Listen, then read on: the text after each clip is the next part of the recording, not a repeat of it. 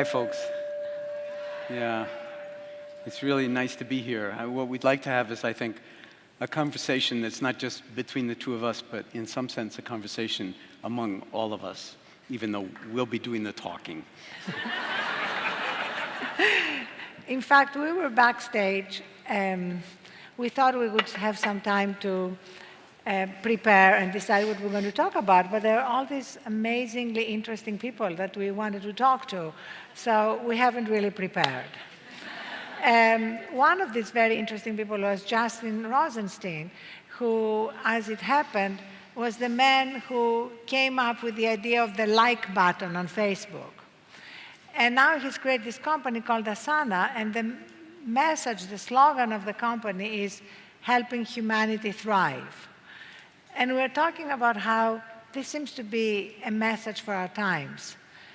John just coincidentally, your book, which is about to come out at the end of March, the title is Thrive. Okay, the third metric, right? But it's also like the Greek word eudaimonia, which is really translated into thriving, the human flowering, the flowering of mindfulness. And you said backstage that this is almost like a renaissance. Yeah, I do have a sense, and maybe you do as well, that what we're all participating in some sense in a certain kind of flowering of our own humanity. And if you recall the Renaissance back in Italy in the 17th century, was really about recognizing the sacred in the human and the human in the sacred. And before that, the art was very sort of one-dimensional or two-dimensional and didn't really convey the beauty of the human form that had been lost since the ancient Greeks and Romans. And it was brought back. And I think that we could look at what's going on here, and I hope it's true, as a kind of nascent renaissance that has the potential to be global this time rather than simply European, and integrate every aspect of our humanity in the service of goodness and beauty and the sort of native intelligence that's woven into our species, if we are capable of dealing with the shadow side of our own species, where there's sort of all these harmful and self-destructive elements. And in fact, one of the questions of the Renaissance that actually goes even further back to the Greeks, everything goes back to the Greeks, was the question, what is a good life? What is a good life? And then 2 centuries ago, we sort of stopped asking that question. We assumed by default that, of course, a good life is making money and being powerful. And now we are asking ourselves again that question. And John, you've said many times that ever since you were a little child, you asked and you were interested in the big questions. And somehow, after college, we stopped being interested in the big questions, and yet the big questions are really what give life meaning. Yeah, and I was thinking, well, what are some of the big questions? I think the biggest question of all is, who am I? And who are we? So that it's not simply sort of separate from each other. And when we do investigate that in a kind of authentic way, we have the potential to reclaim aspects of our humanity that I think we have in some sense or other lost or haven't developed as deeply as they might be. And one way I think about it is that there's a confluence of science and the wisdom traditions or the contemplative traditions from all sorts of different cultures in the world, and they are kind of coming together at a remarkable speed and nurturing and influencing each other to contribute to the evolution of the species, so to speak. And I'm very optimistic, in spite of all the sort of darkness that's going on, that we are actually capable as a species of integrating the personal and the global in ways that are profoundly satisfying and that are more in the direction of well-being and wholeness and thriving and enjoying the beauty and the awe of living, so to speak, and the wonder, as you write about in your book, as opposed to the more for me, being driven by greed, hatred, and delusion, and those kinds of things. And it's time for us to wake up, and the fact that we're all here together conversing about this kind of thing is novel. This would not have been happening 20 years ago, maybe even 10 years ago, and that tech would have been a part of it, an intimate part of it, and that some of the people who've made the greatest contributions are actually asking the deepest questions about how to bring it into the entirety of humanity. This is profound time to be alive in. And I love the fact that we are coming to the realization that all spiritual traditions and religions really ultimately in their esoteric, mystical forms were saying the same thing. The kingdom of God is within. Or as Archimedes, another Greek, put it, give me a place to stand and I can move the world. And I love that because for me, that's another way of talking about the kingdom of God. It's like that place in us that we all have experienced at some point. That is the place of grace and love and strength and wisdom. And most of the time we don't live there. And I have a lot of friends who are obsessed with exploring outer space. And I kind of get it, it's amazing and interesting. But I really think that inner space is so much more fascinating. And I would love us to maybe launch an exploration of inner space, and come together. And it's happening, of course. It's happening through science. It's happening through the way we live our lives. But if we can all put it together and call it the Inner Space Project. Actually, I don't know if Albert Lee is here, but at dinner last night, we were talking about that. And he has come up with this idea of moments that matter. And I think the biggest moment that matters in our lives is when we get the first taste, the first glimpse of that space. And then how can we arrange our lives so to keep going back to it? Because from that place, we can truly make a difference in the world. And to, in some sense, remind ourselves that it's never far away. It's actually here all the time. And so now, if we allow ourselves to recognize that, if you check your watch, my God, it's now again. Eckhart Tolle is sitting in the front row here, so we understand the power of now.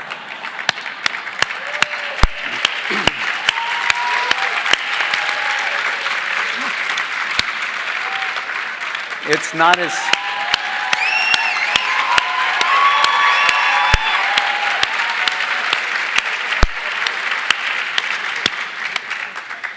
The Zen people have a way of saying nothing special. Okay, so we don't need to make it into something special because it's already special. And we don't need to make everything extraordinary because the ordinary is already extraordinary. All we need to do is actually get out of our own way and realize it more. And that moment, that sort of moment, the momentous moment, or the mindful moment, or whatever you want to call it, it's always here. It's always now, and the real challenge is, can we actually remember that? And then embody its actualization in how we collimate or expand our awareness and our heartfulness, if you will, so that awareness is not, separate from compassion. I write in my book about how you really were the first person who helped me understand mindfulness, because at first I was a little confused by it, because I was, being sort of a very mental person, I was always trying to get away from my mind. In fact, I had this voice in my head that I called the obnoxious roommate living in my head, that I was constantly trying to silence, that voice of self-doubt, of putting us down. I was recently on Stephen Colbert's show, and I said to him, Stephen, my obnoxious roommate sounds exactly like you. Because It's very, very sardonic. But you explained that mindfulness is really heartfulness. And that it's really a confusion if we just see it as the mind, because it's from the heart that we actually know things otherwise we can't know. There are a lot of interesting things about language, and I bring it up because I checked my email a while back over lunch, and I'm getting emails from China about how things are going here at this conference because people are watching.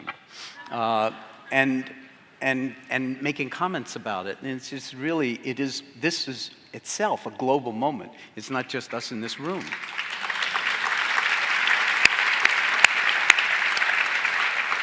And several people have commented on language and languaging this understanding, which is so hard to put into words because it really transcends speech and words. And that's why silence is sometimes so powerful.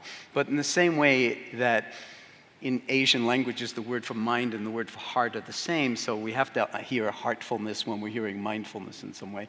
But your book, The Third Metric, metric means to measure, and as we were talking about backstage, it turns out that medicine and meditation both sound a lot alike, don't they, the words? And it turns out that their root meaning in the sort of Indo-European meaning is to measure. So there are these deep connections of we're trying to take the measure, if you will, of the whole, what would be called in Platonic terms, to just offhandedly throw in another Greek. So I've got to match her Archimedes,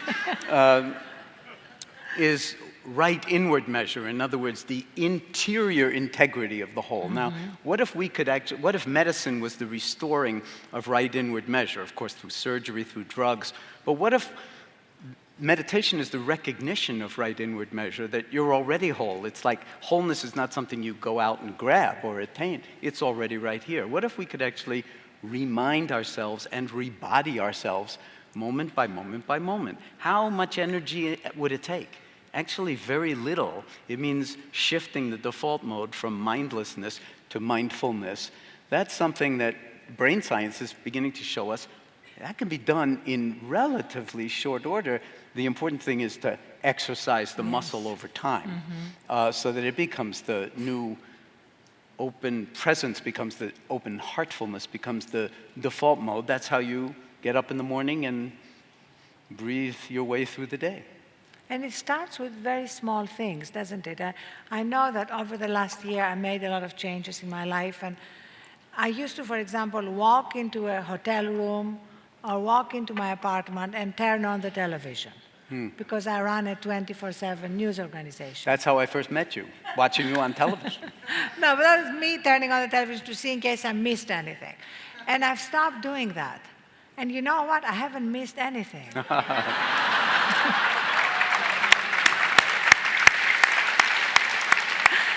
And now it's like the same stuff. Yeah. It's regurgitated again and again and again. It's an endless loop. That's the secret story of the news business, is that Don't tell anybody. there is no news. So that's why I'm so excited that so many people now are coming to HuffPost or going to other media sources to read about what's happening here. And that the most shared stories are the stories of awakenings, of generosity, of compassion. You know, the old-fashioned approach in newsrooms was if it bleeds, it leads. Right? Put bad news there and the traffic will soar. Now it's the opposite. People don't want to share bad news, but write a story about the homeless man who found thousands of dollars and returned it, and then how through crowdsourcing people raised more money for him, and people, I get goosebumps, people will share it everywhere. So that's really also this magical moment where we can use, on the positive side, new technologies to spread the word. Yeah, and to reflect the sort of random acts of kindness and the goodness that the storyline in our head is people don't do that. and I wouldn't do that because I myself am a greedy person and want more for me. And then when we're inspired by the kinds of things we've been hearing at this conference or reading in the Huffington Post, I mean, it's really uplifting. I mean, you know, imagine a newspaper that actually has good news. We actually have a dedicated section called Good News, and you only find good news there. But are you? It's a tough editorial board, right? Yes. But are you concerned about technology? Are you concerned about the addictive nature of technology, of our devices? Let me give that one a little thought. I think it feels to me like, in some sense, we're all in this gigantic pot of water with a flame under it, and it's getting hotter and hotter and hotter, and pretty soon we won't be able to let go of our devices at all, and by that point it will be boiling, and we'll have lost all contact with anything good and wholesome and thriving within ourselves. The technology is so addictive and so seductive that, you know, I was, before the internet, I used to go around saying, you know, I think I'll write a book called How Steve Jobs and Bill Gates Ruined My Life. Because so much of my life is now just spent like this. I have these small motor, fingers move, and these staring at the screen. This is before the internet. So now it's like, you know, you see people, and this is like, you know, clutching at this kind of thing. We go to dinner, everybody puts it down on the table, and then consulting it and interrupting. So I think that, and what we heard yesterday from Dr. Rosen, we really need to diagnose this new disease that we have produced. And one of the things I love about Wisdom 2.0 is the people who have actually produced the technology that's doing this are here at this conference and really don't want their children to get caught in the disease. And yet there's something insanely beautiful about it at the same time.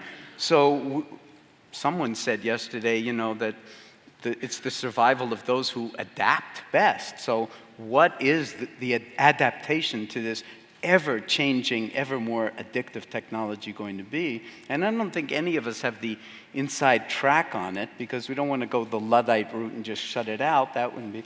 But we have now a bigger divide between digital and analog worlds than we had in the old days. Do you remember there used to be this conventional split between mind and body? That seems like old-fashioned now, and we've dealt with that, and there's mind-body medicine and everything. But the digital-analog divide, I think that's the yoga of our time, and we better learn how to deal with it effectively. And I think really, I don't think we should adapt to it. I think we should master it. And for me, having actually struggled with that myself, mastering means having very clear boundaries about the role of technology in my life, and having very clear boundaries in our own newsroom, you know, about expectations, because that's the other thing. In so many companies, you're expected to be wired. There's all this Keep your data. BlackBerry on all the time. Yes, I mean, there's all this data that now people go on vacation. They expect themselves to, or they're expected by certain offices to also be on, and they come back from vacation being more exhausted. I mean, have you implemented a policy in your company? Yes, we've implemented a policy that after hours, nobody is expected to be on their devices. Nobody is expected to answer emails. And fantastic. But it's actually beginning to happen around the world. You know, you're doing a lot of work in China, in the UK, so you are seeing that this is a truly global phenomenon. I mean, Volkswagen, of all places, in Germany, now gives smartphones to their managers, and they automatically turn off at 6 in the evening. Wow. And come back on at 7 a.m. So there's a lot of fascinating stuff happening around the world. And let's talk a little bit about China, because I was reading something you were writing about how, in a sense, China, certain parts of it, I mean, is trying to get back to its own wisdom roots. And I was also looking at what's happening in South Korea, because we're launching the Huffington Post there next week. And South Korea is really like the extreme of how we're living our lives. The stress is so overwhelming, the burnout is so overwhelming that 40 people a day commit suicide. And Really? yet, yes, 40 people a day. And yet this is a country like China that has incredible wisdom roots. Yeah. So how can we sort of help those countries reconnect with those roots, their own roots? Well, that's why I go to Asia, in part because I feel like, indirectly at least, I'm a product of their traditions. I mean, I've trained in those traditions, in the various Zen traditions in China, Japan, Korea, and it's like a love affair. I mean, the level of beauty and wisdom in those traditions, when it was not corrupted, is profound, but especially in China, almost no one knows about that. So I have been trying to go to China and run professional training retreats for mindfulness-based stress reduction. And the Chinese Academy of Sciences and multiple medical schools and universities, prominent universities, are sponsoring these retreats. And I'm finding myself saying to the Chinese psychotherapists and doctors and neuroscientists and so forth, like, this stuff is much more Chinese. Do you realize this is much more Chinese than it is American? This comes out of, if you just think about the Chan elements of it, for instance, it's like 1,500 years of some of the most insanely beautiful emergences in art and poetry and the meditative traditions that you can imagine. If you throw in non-dual Taoism, I mean, it goes back 3,000, 4,000 years. Imagine if the Chinese government actually got in touch with these wisdom roots and decided that the way to be in the larger world and to run their economy and to take care of their own people and to deal with their, which terrifies them, their minority, situations, from a perspective of wisdom and compassion that is already Chinese, it's not American. And the thing that's driving it, of course, is the level of interest is the science. The fact that this is now being studied by scientists and neuroscientists and showing that it has beneficial influences on the brain and on pro-social behavior and so forth. I think the potential is enormous that China and hopefully, Japan and Korea to some extent, the interest is really there, that this is a global movement, and in some sense we're educating ourselves into our own, I don't know what to call it, but eudaimonia. We're bootstrapping ourselves slowly but surely into eudaimonia, and we need each other to do it. It's not like this is like follow some leader, whoever you think is the leader of this, but this is a kind of self-starting, distributive phenomenon that we all need to take full responsibility for the whole. And when we do that, the world is going to be much better off than if we abrogate our responsibility to anybody sitting up on this stage or in robes or whatever it is, that the world needs absolutely every single one of us. Yes.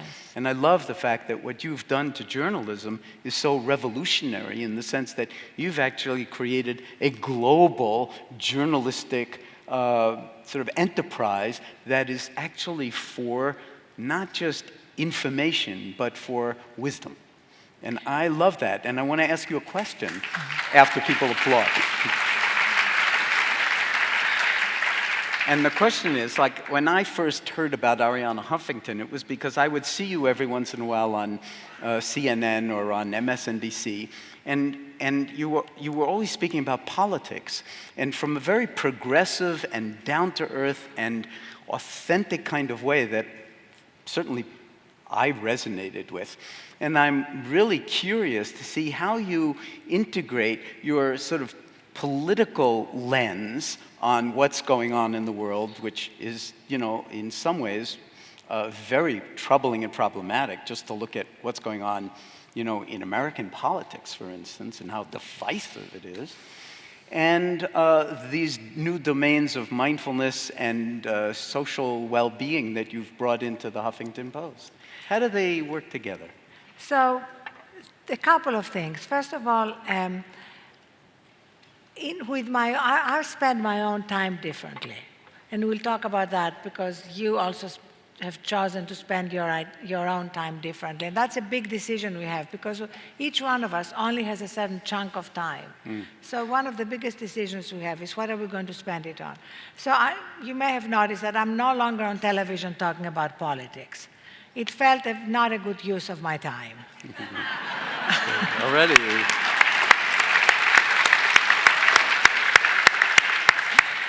Obviously, I still run a newsroom with dozens of reporters, and if you look internationally, hundreds of reporters covering politics.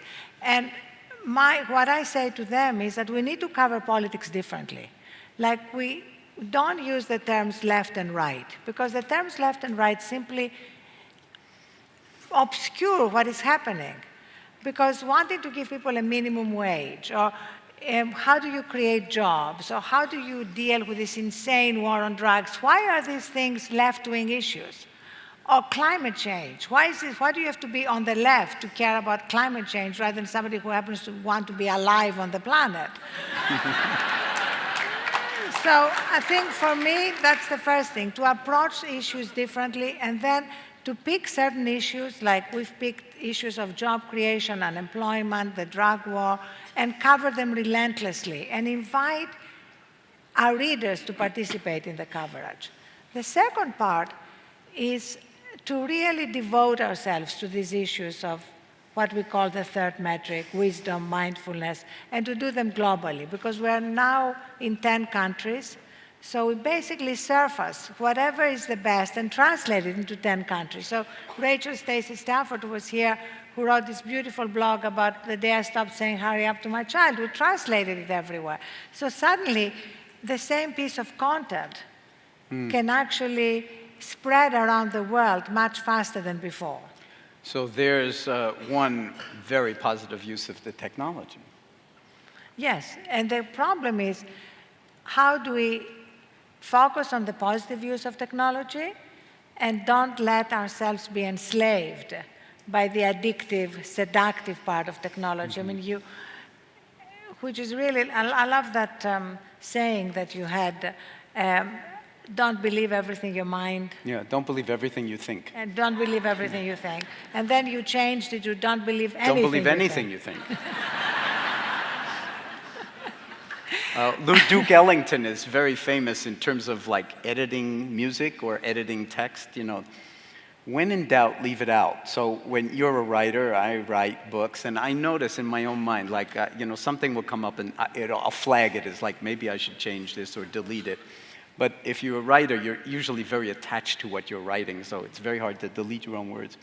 But then I'll notice if I read it again and the red flag comes up again, I invoke Duke Ellington and I just leave it out. And I think that there's a sort of principle there that we really need to trust that there's a certain deeper intuition that's far more than just the thinking mind trying to craft something, and then what we let that intuition or that interior sensitivity or wisdom or mindfulness frame how we interface with our work, then in a sense all work becomes meditation practice, all life becomes meditation practice. People used to ask me, like reporters especially, well, how long do you meditate every day? How much do you meditate every day? And finally I've come to say, like, I can't answer that question. I mean, the real answer to that question is like moment by moment. I mean, this is meditation. I mean, this is meditation. I mean, when there's a time that being present doesn't in some sense allow us to be sort of in touch with the multiple dimensions in which everything is unfolding. Seeing, hearing, smelling, tasting, touching, interoception, proprioception. There are about 8 or 10 things that are happening in any one moment. It's quite complex, but it is manageable if your awareness is inclusive enough. What is fascinating, and I think this year has been critical about that for me, is that the recognition now that there is really no trade-off between all these practices of being present, of mindfulness, of meditation, and performance. There used to be the assumption that, if you really are mindful and meditating, you're just going to check out, and you can't really be in the world and be effective in the world. And now we have incredible evidence. It's the exact opposite. And the thing I love is that athletes have adopted these practices. You know, athletes who all they care about is winning the game have actually adopted meditation, sleeping, and 9 and 10 hours before a game, and then getting naps and yoga. And so this is, for me, another demonstration of how these things work. Absolutely. I actually gave a talk once back in the early 80s, and all these tall people came up after the talk. I mean, I was looking up like that at them. Turns out they were rowers. And they said, we think what you are saying has application to our sport. And so I wound up training a bunch of undergraduate rowing teams and then the US Olympic rowing team in 1984. And just to follow along that same thread, Michael Gervais is in the audience, and he just was training the Seattle Seahawks for the past number of years and this kind of thing. So, you know, the beauty of that and the fact that Phil Jackson had George Mumford for many years training both the Chicago Bulls in their championship seasons and also the Los Angeles Lakers in mindfulness, this is the kind of thing that, you know, people pay attention to that. They pay attention to that on the streets. I mean, that has cred, you know, when, you know, Michael Jordan is meditating. Or, so I think that part of the flowering of this renaissance is like it's coming up through the floorboards everywhere. There's not like one particular place you can point to. It's medicine and the law and education and sports and government. Look, Tim Ryan is here with us, you know, and he may be only one out of 435 people in Congress, but he had the courage to actually write a book before his re-election campaign in the Rust Belt of Ohio called The Mindful Nation. So like how to set yourself up at risk for getting voted out of office. He was voted into office for a sixth term. So something here is potentially functioning across a wide range of different aspects of life unfolding, which is just a kind of thriving, just a kind of flourishing, just a kind of unfolding of this new way of seeing, if you want to call it a third metric. But you know that there are societies, and the UK is one of them now, where Lord Layard, and member of the House of Lords, but also a world-renowned economist, they're trying to develop a new metric for well-being of the British society beyond just gross domestic product. And they're taking their cues in some sense from Bhutan and the sort of gross national happiness index. But when these kinds of things are happening, and there's a fellow here from Sweden who's training the Swedish parliament in mindfulness. The British parliament is, you know, they have 50 or 70 people who have already gone through the training, and more are happening. You know Mark Williams, of course, and met him at the World Economic Forum. Well, talk for a minute about that, the time I went to the World Economic Forum, it's like, oh my God, I'm among the masters of the universe now. You know, so that was Bill Gates that just walked by, and then, Angela Merkel over here, and it's like a little bit dizzying. But the fact of the matter is that mindfulness has become a big deal in the World Economic Forum over the past few years. Yes, this year it was absolutely amazing. There were 27 sections on mindfulness, health, meditation. Mathieu Ricard, in his flowing robes, was walking through the Congress at Davos. His sessions were so full that people had to be sent away. And this is like an amazing weather vane, because this is like the global establishment coming together once a year in this little town in Switzerland. And what happened this year was kind of unprecedented. So it's almost like, you know, how we still have to keep fighting the man, right? But now the man is meditating. Let's not forget that. So we only have 30 seconds left by this countdown clock, and I just want to, you know, sort of bow to you for a moment, Arianna, for everything that you are doing and the ways in which you're sort of using your life to actually help us to all understand that it's not how little or how much of the full catastrophe happens to emerge in your life, but how you allow that to interface with all of your interior resources to transcend what could very likely be horrific and traumatic episodes in life, and actually use all of that as grist for the mill to grow. And I just want to bow to you in the deepest of ways for that. Thank you. And of course, that also included another hidden, tacit Greek allusion to Zorba. But I want to have the last word, because because believe it or not, I only met John last year at this conference, and now I cannot imagine my life without him, because I was inspired and moved and learned so much from your teachings and your books before I met you. But over this year, as we got to know each other and spend some time together, I'm just so deeply grateful for what you're doing and for all the ways in which you pioneered a lot of the work that we are all of us here benefiting from. Thank you so much. Well,